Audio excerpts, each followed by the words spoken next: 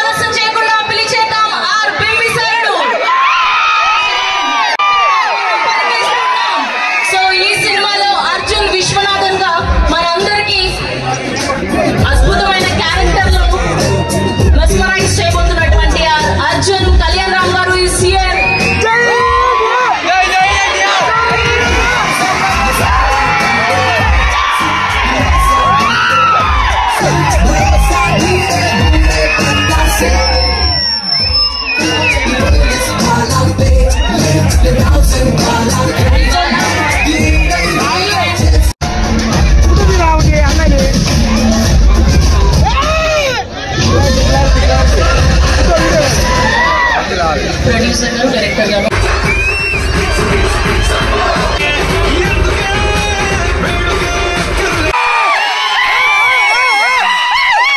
చెప్పాలంటే పల్నాడు పౌరుషం మొత్తం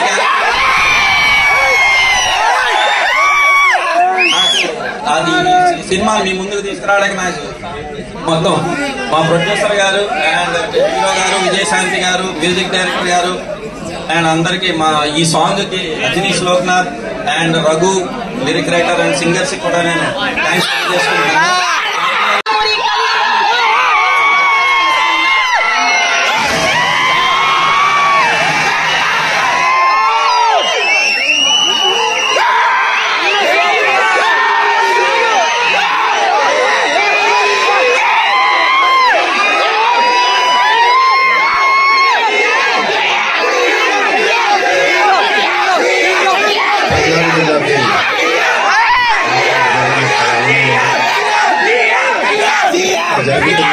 మొట్టమొదటి ఈవెంట్ చేయడం ఇంకా ఆనందంగా ఉంది.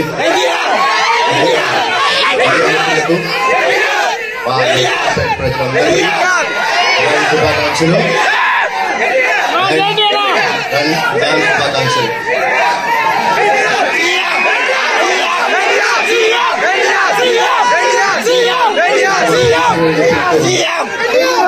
ఎప్పుడైనా పటాస్ తర్వాత ఎప్పుడు బయటికి రాలేదు. పటాస్ అప్పుడు సక్సెస్ మీట్కి వచ్చాను. సాంగ్ లాంచ్ రాలేదు. అర్జున్ సర్నా వైజయంతి సక్సెస్ మీట్ లాగానే అనిపిస్తుంది నాకు. ప్రతిసారి నీ మన్నలు పొందుతామని నేను ట్రై చేస్తుంటాను.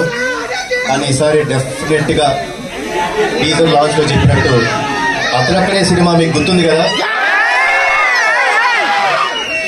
అలానే ఈ సినిమా కూడా మీ అందరికి 20 సంవత్సరాలు గుర్తుండిపోయే సినిమా అవుతుంది. ఈ సినిమాలో మా అమ్మ పాత్రగా వేసిన శాంతి గారు యాక్సెప్ట్ చేయడం జరిగింది. సో అమ్మ థ్యాంక్స్ అలాట్. హిందీసారి ఎక్కువ వస్తుంది కాబట్టి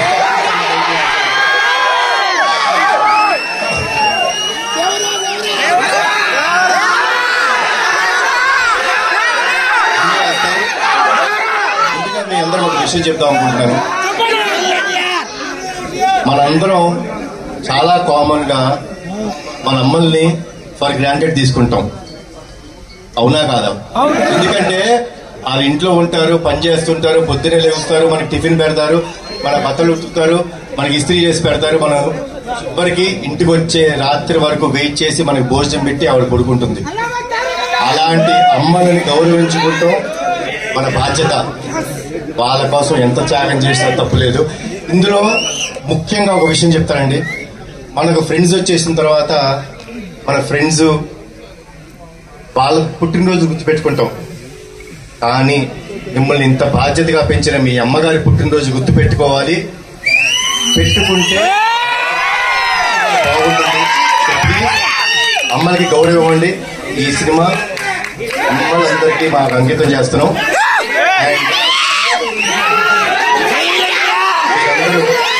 ఇంటికి రావండి.